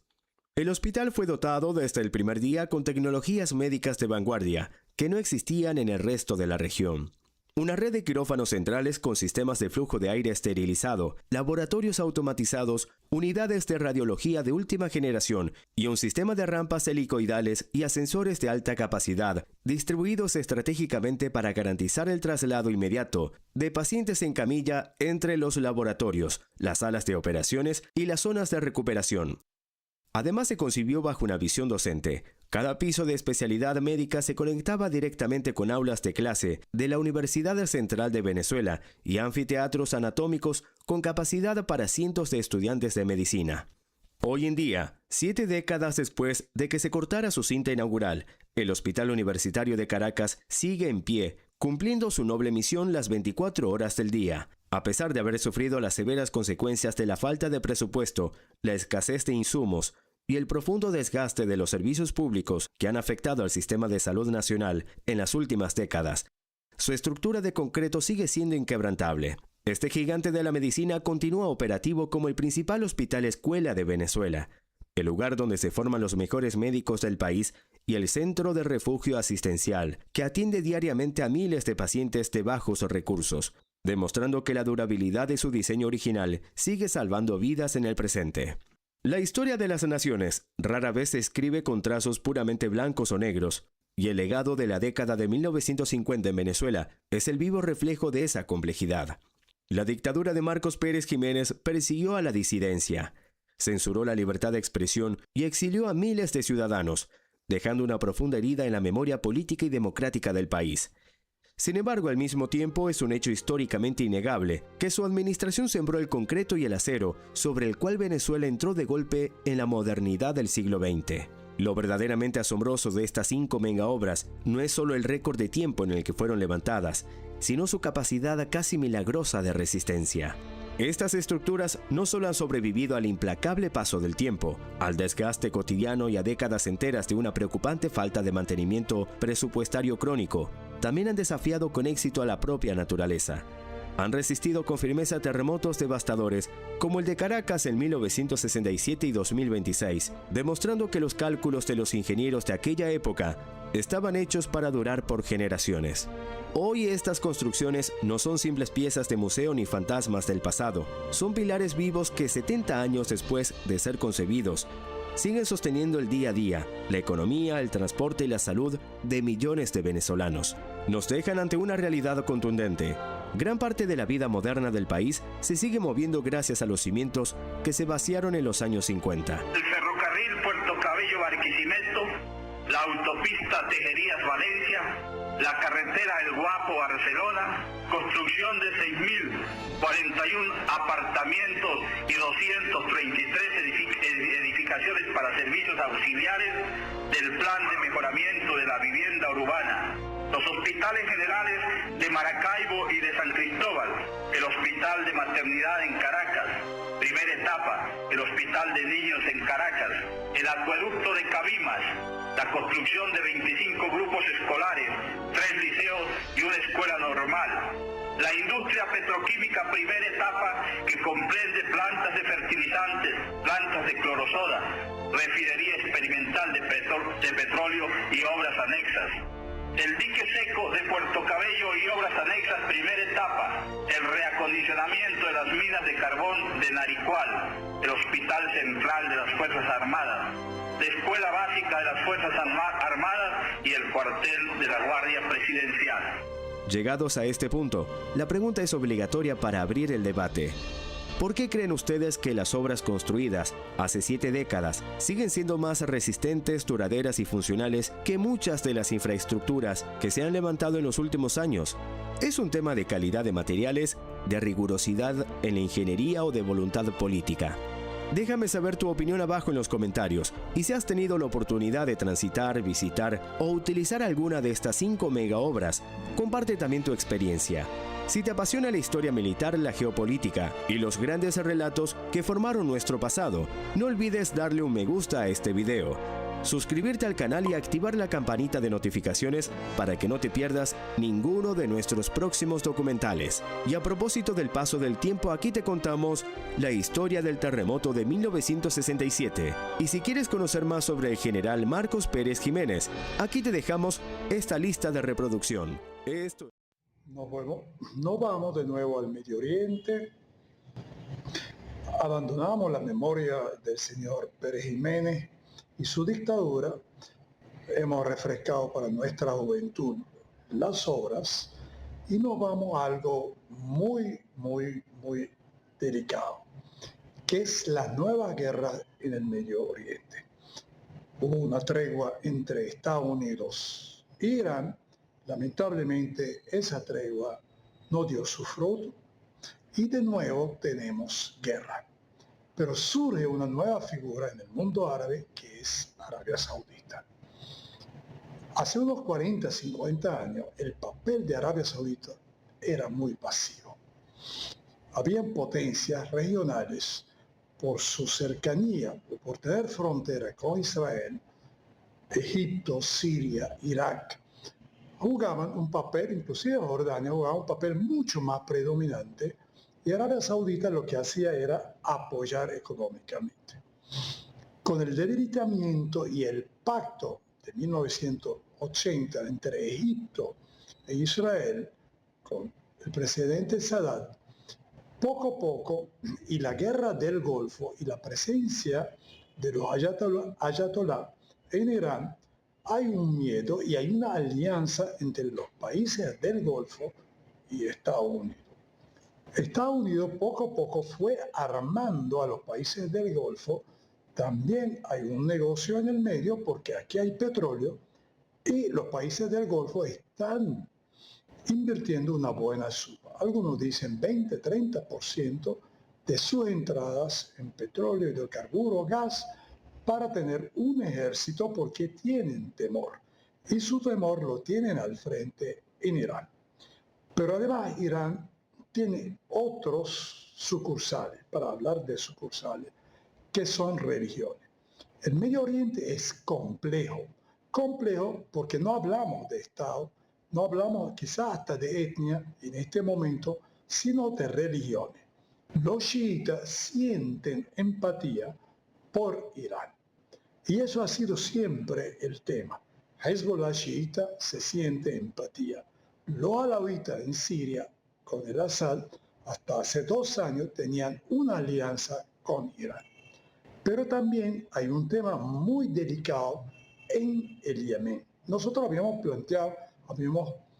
llevado un video sobre el Yemen y sobre los Houthi, que son una religión vertiente del chiismo, recordando que las 2 vertientes principales del Islam son los sunistas y son los chiitas. Y los chiitas tienen sucursales, tienen minoría en varios países. El Yemen tiene una buena secta religiosa chiita llamada los Houthi y fue financiada por Irán. Estos han tenido su escaramuza, para decir, entre los países vecinos y específicamente con Arabia Saudita. Los próximos videos nos van a plantear y nos van a llevar hacia ese terreno un conflicto temeroso en el Medio Oriente, pero en este momento más concentrado entre los países del Golfo, Bab el-Mandab, que es el Mar Rojo, el Estrecho de Hormuz, que es el Golfo Pérsico, donde se mueve la riqueza del petróleo y donde gran parte, un 20 a 25% del petróleo circula por ahí. Vamos con estos dos videos para tener una visión sobre este tema. Comienza el espacio de historia de France 24. Mi nombre es Álvaro Cordero. Sean bienvenidos. ¿Estamos ante la apertura de un nuevo frente en la guerra en Medio Oriente? El grupo insurgente de los hutíes en Yemen y Arabia Saudita han reactivado los enfrentamientos luego de que los hutíes anunciaran un bloqueo marítimo contra Riad tras denunciar un ataque contra el aeropuerto de la principal ciudad que controlan, el de la capital, Saná, cuando despegaba un avión que iba en dirección a Irán para homenajear al ayatolá Ali Khamenei en sus funerales. La situación ha llegado a tal punto que incluso se han atacado petroleros saudíes. Escuchemos. Las Fuerzas Armadas yemeníes llevaron a cabo una operación militar de alta precisión contra 2 petroleros saudíes que habían violado el bloqueo impuesto por las Fuerzas Armadas en el Mar Rojo. Uno de los petroleros se llamaba Encelia y el otro Laila. La operación se realizó con misiles balísticos y de crucero, así como con drones. Los ataques fueron precisos gracias a la gracia y la ayuda de Dios y provocaron un gran incendio en ambos buques. Pero ¿de dónde viene esta enemistad reactivada? La respuesta nos remonta al inicio de la guerra civil yemení en 2014. Los hutíes pertenecen a la rama saidí del chiismo, la cual gobernó un imanato durante siglos en esas tierras, pero fue postergado tras la Revolución Republicana de 1962 por gobiernos de mayoría sunita con vínculos estrechos con la familia real de Arabia Saudita. Este grupo armado hutí surgió como un movimiento rebelde opuesto al poder central en la década de los 90, hasta que en 2014, aprovechando el descontento tras las primaveras árabes, tomaron el control de la capital, Saná, y forzaron el repliegue del gobierno reconocido internacionalmente hacia Adén, la segunda ciudad del país. Este fue el origen de la fractura en Yemen y de un conflicto armado que hasta la fecha carece de solución. Como podemos ver en el mapa, los rebeldes hutíes dominan desde entonces la parte más noroccidental de Yemen, con el control sobre varias ciudades clave como Saná y sobre todo el acceso estratégico al Mar Rojo a través de puertos como el de Al-Udeida. Por su parte, el gobierno, apoyado por la comunidad internacional, mantiene presencia en la costa sur, siendo Adén su sede provisional, y en las zonas desérticas al oriente del país. Estas líneas de control prácticamente no han sufrido cambios en estos años, más allá de la aparición de actores locales como el Consejo de Transición del Sur, de carácter separatista, y grupos terroristas yihadistas como el autodenominado Estado Islámico. La situación llegó a tal punto que, ante la incapacidad del gobierno yemení de detener el avance rebelde, Arabia Saudita lanzó una coalición internacional con aliados como Emiratos Árabes Unidos, Kuwait, Qatar, Egipto o Marruecos en el año 2015. Su objetivo era frenar la ofensiva hutí hacia Adén y todo el territorio nacional. Si bien lograron contener el avance hacia el sur, el dominio hutí sobre Saná y el norte se consolidó. Durante los primeros años se produjeron numerosos bombardeos y enfrentamientos, con un saldo devastador de miles de víctimas mortales y graves denuncias de violaciones al derecho internacional humanitario. Pero ¿por qué la firme oposición de Riad a este grupo? La razón principal es que los hutíes se posicionaron desde hace años como un proxy de Irán en la región. Irán es el principal rival geopolítico de Arabia Saudita y ambos estados disputan la hegemonía regional encarnando dos vertientes doctrinales y políticas contrapuestas. Arabia Saudita es la monarquía árabe del Golfo, bastión del sunismo y aliada histórica de Estados Unidos, mientras que Irán es un estado teocrático de mayoría persa y chií, enemistado con Washington desde la Revolución Islámica de 1979. De hecho, como se puede observar en este mapa, durante las últimas décadas Teherán ha consolidado su influencia financiando y respaldando a diversas organizaciones en Medio Oriente. Desde Hamas o la Yihad Islámica en Palestina hasta Hezbollah en Líbano, el gobierno de Bashar al-Assad en Siria o los propios hutíes en Yemen. Esta red de organizaciones y aliados confirma el denominado eje de la resistencia. Sin embargo, a raíz de las recientes guerras en la región, varios de estos integrantes han sido severamente debilitados. Ello ha provocado que, fuera del territorio iraní, la organización que se mantiene con mayor capacidad operativa militar sea precisamente la de los hutíes, al menos por el momento. Y así es como se llega a la situación actual. Los hutíes y Arabia firmaron un alto el fuego en 2022, pero con el ataque de Arabia contra el aeropuerto de Saná y el contexto de la región, los hutíes han visto la ventana para reactivar las hostilidades. Arabia Saudita es el principal exportador de petróleo a nivel mundial y la guerra entre Irán y Estados Unidos con el bloqueo de Hormuz ha golpeado duramente la salida de este crudo. Por este motivo, desde Riad hicieron grandes esfuerzos para llevar el crudo hacia el Mar Rojo, pero con este bloqueo marítimo impuesto por los hutíes y los ataques a petroleros, este comercio de crudo vuelve a estar en peligro. Un peligro que se suma al miedo de que el frente de guerra en Medio Oriente se extienda de forma clara a Yemen. Con esto concluimos. En la edición estuvieron Marta Moya e Iván Rodríguez.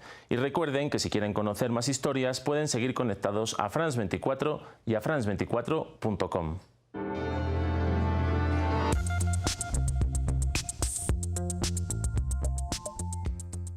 Una guerra que gana terreno en la región y que implica ahora directamente a Arabia Saudita, que hasta hace poco había decidido mantenerse al margen.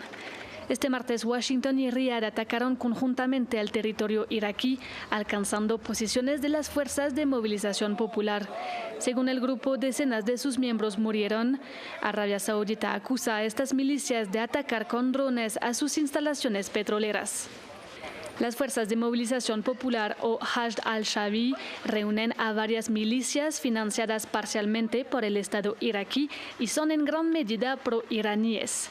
Si bien no hacen parte del ejército iraquí, son un órgano oficial del Estado desde 2016.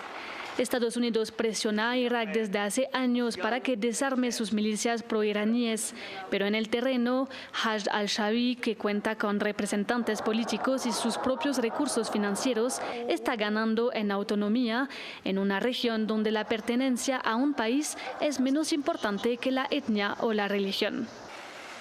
Cuando inició la guerra con los ataques de Estados Unidos e Israel contra Irán en febrero, Arabia Saudita había decidido no responder a los ataques de Teherán contra su territorio.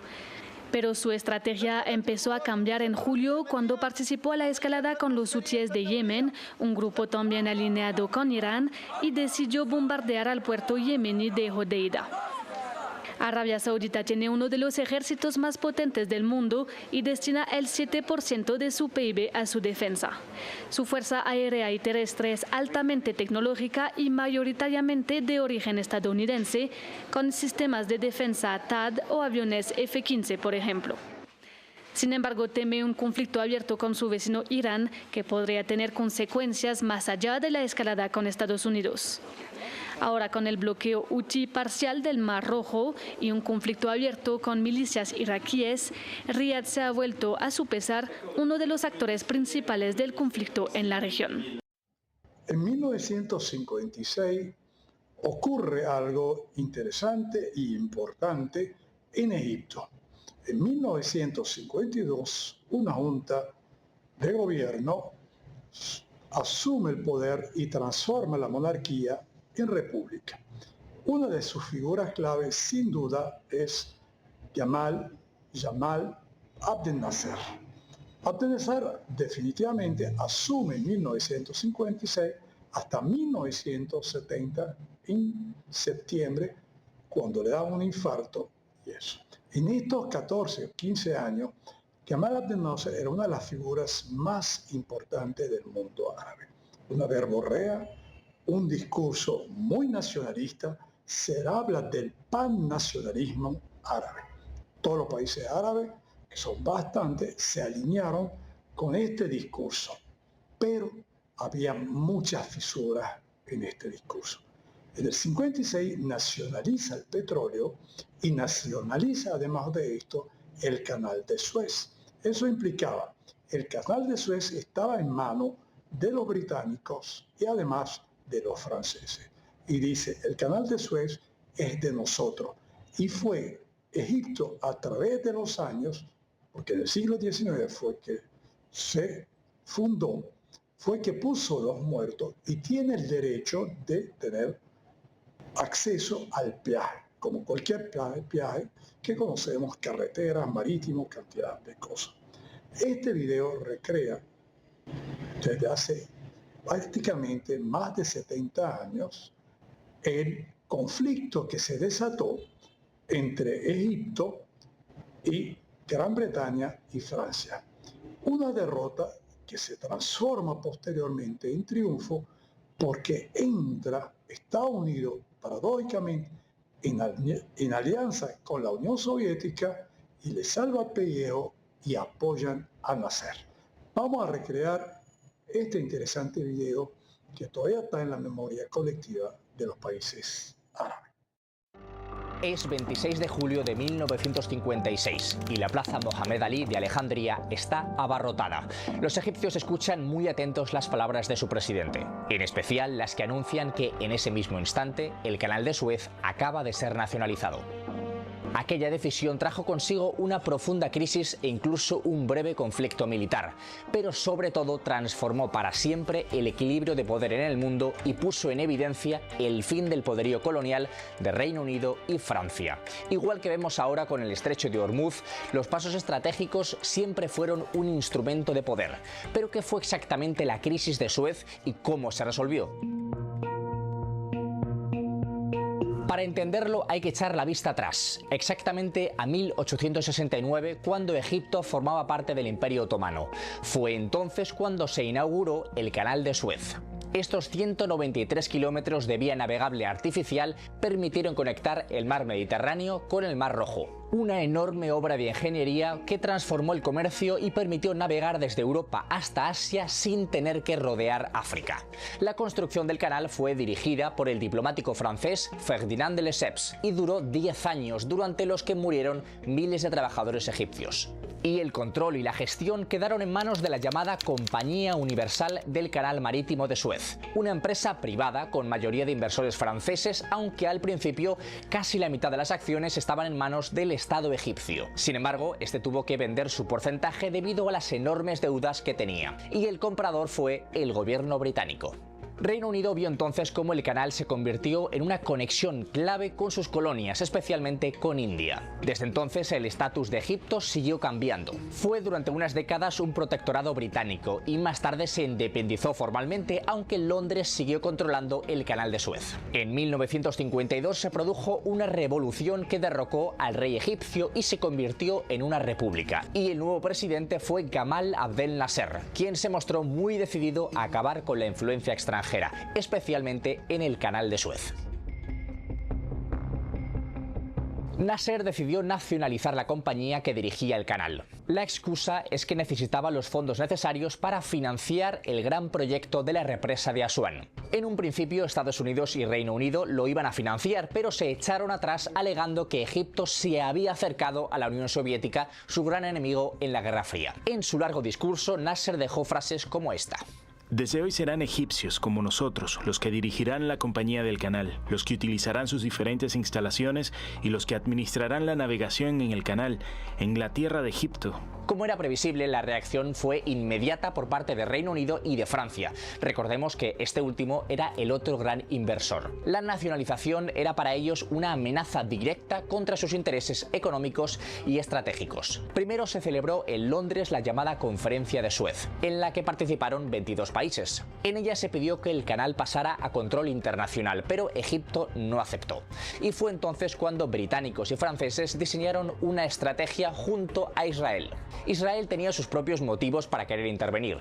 Egipto estaba bloqueando el estrecho de Tirán y eran frecuentes los ataques fronterizos entre ambos. El plan, conocido como el Protocolo de Sèvres, se desarrolló así. Primero, Israel atacó a Egipto en la península del Sinaí, 3 meses después del discurso de Nasser. A continuación, Reino Unido y Francia pidieron un alto el fuego sabiendo que solo aceptaría Israel. Y ante la negativa de Egipto, intervinieron militarmente para derrocar a Nasser, todo esto alegando que lo hacían para proteger el canal. En apenas una semana lograron volver a hacerse con el control del canal, pero la reacción internacional no fue seguramente la que esperaban. Estados Unidos y la Unión Soviética se pusieron de acuerdo y rechazaron la intervención. Aunque Estados Unidos era aliado de los británicos y franceses, no quería que esta operación empujara a los países árabes hacia la órbita soviética, mientras que la Unión Soviética pretendía presentarse como defensora del anticolonialismo. Al final, la presión diplomática y financiera estadounidense obligó a Reino Unido, Francia e Israel a retirarse. El canal volvió a manos egipcias y Nasser siguió en el poder. Pero más allá de no haber conseguido sus objetivos, para británicos y franceses este conflicto supuso algo más. Se hizo más evidente que ambos países ya estaban en un segundo escalón ante la hegemonía de Estados Unidos y la Unión Soviética, y que este movimiento resultaba en el final definitivo de sus imperios coloniales. Quien sí logró un objetivo fue Israel, al conseguir que terminara el bloqueo en el estrecho de Tirán. Aunque los más reforzados fueron seguramente Nasser, quien se convirtió en una figura clave entre el nacionalismo árabe y Estados Unidos, que pasó a ser un actor fundamental en Medio Oriente, algo que continúa hasta nuestros días. Los pasos marítimos estratégicos siguen marcando el devenir de muchos conflictos y solo hay que echar un vistazo a la actualidad con el estrecho de Hormuz en la guerra de Irán. Si bien en 1956 la crisis giró en torno a la propiedad de una infraestructura y ahora en Hormuz la disputa se centra en la libertad de navegación, hay un claro punto en común. El control de un paso estratégico siempre será un instrumento de poder político y económico con enormes repercusiones globales. ¿Y tú conocías la historia de cómo se construyó el canal de Suez y cómo fue cambiando de manos hasta llegar a ser finalmente parte de Egipto? Déjanos en los comentarios si te ha gustado el video, tu opinión. Como siempre, déjanos un like si es que te ha gustado y te invitamos a suscribirte aquí en nuestro canal en YouTube. Nos vemos en la próxima. Chao.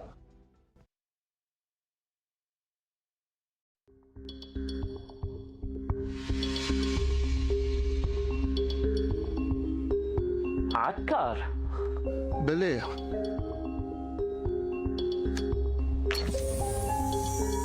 بنت جبيل وصور بليهن الهرمل وبعلبك شيل طرابلس المنية الضمنية بليهن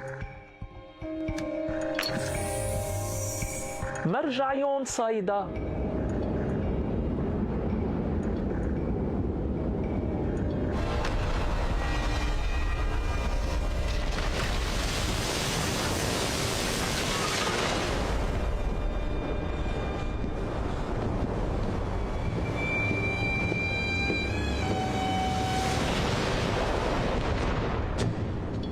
سيدنا جاي اتفرج على تحفتكن الفنية، على لبنانكن الصغير اللي بدكن تتقوقعوا فيه. نحن عم نحمل اللي بقيلنا، هيدا آخر ملاذ لإلنا.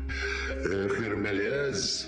عم بتفرطوا بوطن لتحتفظوا بكنطون. أنا رجع المتصرفية يا سيدنا. ومين بده يتصرف بالمتصرفية؟ انت او هو او انت؟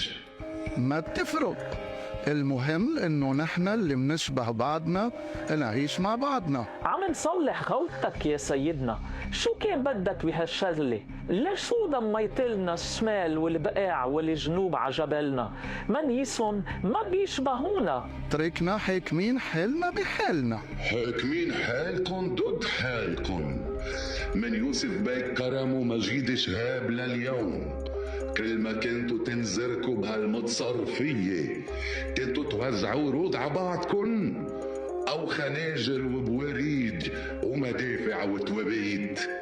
أنا فرضت لبنان الكبير وطن على كل الأمم، لبنان الرسالة اللي بتجمع الشرق بالغرب، لبنان الأكبر من طوائفه، لبنان 10,452. بدكم تبيعوه وتعمروا بحقه منتجعات ولوكندات؟ ما تخاف علينا، نحن بنحترم القانون، نحن شعب متحضر، نحن نخبة الناس. وبتعيشوا على الخبز والنخبة؟ كانتونكم مشروع مجاعة. سيدنا بثلاث 4 ساعات بتكون عنا طيارة مستوفي باجيت من فرنسا وبيوصلوا سخمين. المرجعة ايش؟ باجيت خبز؟ أنا عم أحكي عن خبز الإنسانية، خبز الأخوة، خبز التنوع، خبز الهوية الوطنية. تافهين انتو شعاراتكن اللي كلها فوقية وعنصرية. نحن مستهدفين يا سيدنا من الزمن العثماني لليوم. ليش حاصرونا بجبل لبنان وما حاصروا طرابلس؟ ولما انحاصر العثماني جبل لبنان، المسلم اللي بجبال مجاع مثل المسيحي، او كان عم ياكل باجيت؟ والمسيحي بزحلي ليش مجاعة؟ لأنه كان عم ياكل نخبة أو من خيرات البقاع. يا خوفي تعملوا كانتونكن وتخلصوا عم تاكلوا بعضكن. سيدنا من الآخر الشيعة لوحدهم رح ياكلونا، كيف إذا تحوكموا علينا شيعة وسنة ودروز؟ منروح زلط لحط بلا ملح وبلا باجيت. وليش عم بتشكلوا معهم الحكومات؟ ليش صار لكم سنين بتتحالفوا معهم بالانتخابات؟ أو تتبقوا بكراسيكن ما بتخافوا ياكلوكن؟ كذبوا نفاق بلا حدود. لما فشلتوا تبنوا دولة صار بدكم تبيعوا لبنان الياس الحويك ببورة كسر الأمم يكسر دياتكن على هالمشروع. سيدنا انت ليش زعلان؟ ما يكونتون اللي رح نعمله كلكي رح تذبح بضفرة فيه. هي الحاكم على القليلة منرتاح من السلاح ومن فائض القوة ونعمل محميتنا الطبيعية. مثل الهنود الحمر رح تعملوا بحالكن محمية ما قبل الانقراض. بمؤتمر فرساي عملت لبنان قضية أكبر من أوروبا. جايين تصغروا قضيتكن بين المتن وكسروان، وأفضلية المرور بتنال مهر الكلب. لمين رح تكون يا ولاد؟ يا سيدنا الشيعة بوادي والسنة بوادي والدروز بوادي، مالنا ومالهم. عملتكن جسر تواصل بين هالوديان وصار عندكن وطن رسالي اسمه لبنان. ما تفجروا هالجسور وتتخبوا ورا الصخور خوفا من الشريك. ما تخلوا التاريخ يكتب انه احفاد الحويك والدويهي كانوا زبنة وضعاف وضيعوا امانة 10,452. هال 10,452 عم ينزف كل يوم، شو فينا نعمل؟ مثل ما حملنا الجوع منتحمل النزف. مئات الوف الشهداء ماتوا من الجوع والحصار ودماتهم انبتوا هاللبنان.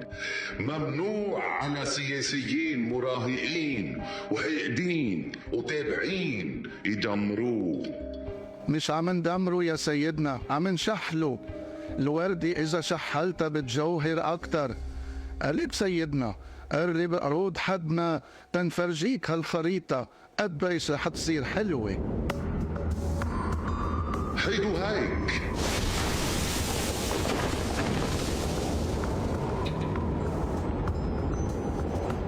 مطرحكم لازم يقعدوا اللي بيعرفوا يحبوا، اللي بيعرفوا يحاوروا، اللي بيعرفوا الانفتاح. سيدنا كل اللي عملناه انه تخلينا عن كم قضاء. انتوا عم تتخلوا عن دوركم الرسالي والرسولي. خلوكم بالارض، واللي قالكن جبل عجبل ما بيلتقوا قولوا لهم انبلى. جبل لبنان بيلتقى بجبل عامل وبجبال الدرنية وعكار، وبيعملوا معجزة ربانية اسمها لبنان، وممنوع هاللبنان يقضوا عليه شوية صبيان.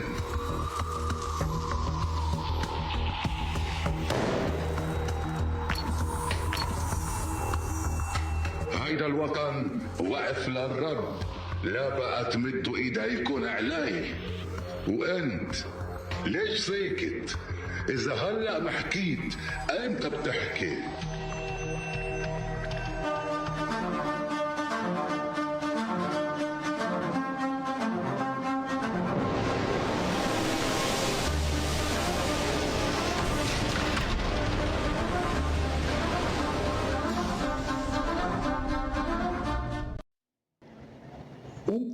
Algo medio accidental, pero hemos cumplido con este gran programa, el programa de Medio Oriente. Esta semana en el Líbano, el domingo, se celebró la beatificación de una de las figuras más importantes del Líbano moderno, la figura más emblemática, porque el Líbano en 1920 estaba dividido en cantones. De hecho, uno de los videos aparecen los políticos cristianos, chiitas y específicamente los cristianos que nos querían devolver a lo que llaman gobernaciones. Y estaban planteando algo muy importante. Y en este video, que está en árabe, y obviamente es un poco, muchos de ustedes no dominan el árabe, algunos de nuestra colonia lo van a entender, pero para traducirlo, porque es el tema político. Nosotros, hasta 1918, bajo el yugo del Imperio Turco Otomano, vivíamos en gobernaciones. Pero había una gobernación muy importante para los cristianos, que era la gobernación de Monte del Líbano. Y muchos negocios en los años 40, 30, evocaban a Monte del Líbano. ¿Por qué evocaban Monte del Líbano? Porque fue en 1860 donde crearon, bajo la presión extranjera, Inglaterra, Francia específicamente, que vamos a proteger a esta minoría cristiana dentro de una gobernación y se llamó Monte del Líbano. Pero con la hambruna de 1915 y 1916 surge una gran figura en el Líbano, el patriarca Elías Huwainik. El patriarca Elías Huwainik, sin duda, siendo religioso, siendo patriarca, inclusive cardenal, emerge como nuestro Simón Bolívar, prácticamente el libertador. No hace falta agarrar armas, no hace falta montarse a caballo, tener batallas de Ayacucho, de Campo de Carabobo. Él tenía una batalla clara contra la pobreza. La pobreza implicaba, mientras que había un cerco marítimo por los ingleses, porque es un país que está frente a las costas mediterráneas, y había un cerco turco-otomano por el Valle del Bekaa, la gente pasaba hambre. Y este señor y este gran patriarca abrió su iglesia, sus conventos, para que entraran y traficaban inclusive trigo para alimentar a su pueblo. En 1919 fue que fue a Francia y declaró en 1920 la creación del Líbano el Grande. La creación del Líbano el Grande amplía las fronteras de Monte del Líbano. Lo amplía de 3.500 a 10.400 kilómetros. Pero entran el extremismo. Hablamos de un extremismo judío, pero también hay que hablar de un extremismo cristiano. Y ellos dicen, no señor, queremos regresar a aquella gobernación de Monte del Líbano. Y aparece el Huwainik diciendo en este video, no señor, el Líbano de 3.500 nos corta los lazos con nuestros hermanos libaneses, independientemente sean cristianos, musulmanes, chiitas, drusos, todo bajo el mismo techo de un Estado, el Estado libanés. Grande este señor, sin duda, a pesar, yo no soy muy religioso, pero yo debo reconocer que el padre del Líbano moderno, de esta estructura amplia, que nos permitió el acceso al Valle del Bekaa, donde podíamos sembrar y comer y evitar la hambruna de 1915-16, fue el patriarca Huwainik. Vamos a disfrutar de estos dos videos en honor a este gran señor llamado Elías Huwainik. Un abrazo a todos y les prometo que la próxima semana estaré transmitiendo en directo, si Dios quiere, en los estudios. Un abrazo fuerte. Hasta la próxima.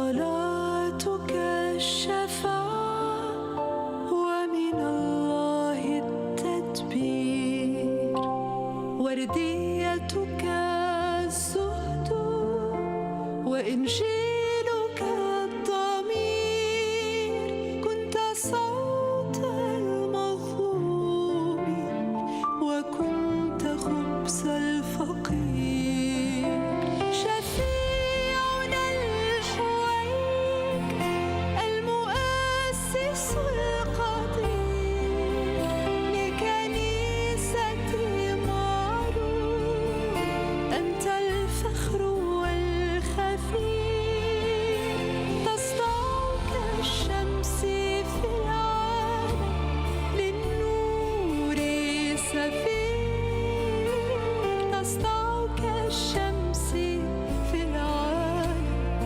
للنور سفير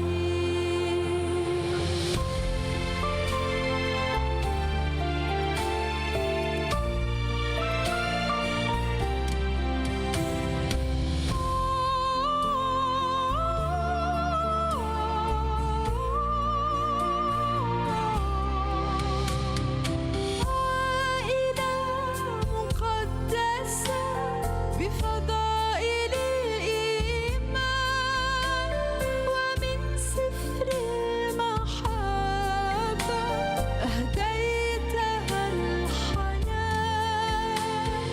قلب يسوع الحبيب سجد له في القربان ومريم العذراء كرستها ملكة سيدة لبنان للمجد للأعالي للمجد للأعالي لبناننا لبناننا لبناننا